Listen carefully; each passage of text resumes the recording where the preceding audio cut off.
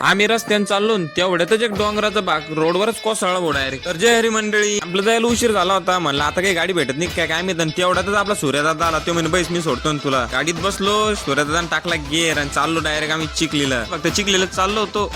तुम्हाला जर कुठं फिरायला जायचं असलं क्रुझरच भेटत नसली ना, तर आपल्या सूर्यदादाला फोन लावायचा बिंदास, त्याचा नंबर स्क्रीनवर देईल। चिखलीला पोहोचलो, सूर्यदादाला केला टाटा, आता चाललो होतो कॅम्प साठी। जर म्हणून उतरलो, डॉक्टर साहेबाच्या गाडीत जाऊन बसलो, गणपती बाप्पाला वंदन करू चाललो होतो कॅम्पला। पाणी पडेल म्हणल्यावर रस्त्याच्या दोन्हीकडनं नुसती हिरवळ होती। निसर्गरम्य वातावरणात थंडगार वाऱ्याच्या झुळक्यात मन अगदी प्रसन्न होऊन गेलं होतं। आणि हे आमचं शाकीगावचं महादेव मंदिर, त्याच्यावरती आपला लवकरच एक ब्लॉग येईल। थंडगार वातावरणात गाडीत बसून गाणे ऐकत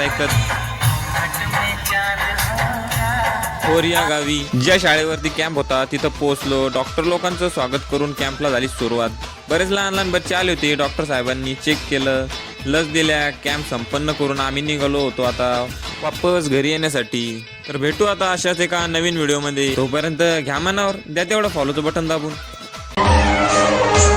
मिले जो तेरे नैना हमारे नैना से, जला कैसा जादू, पूछो ये रहना।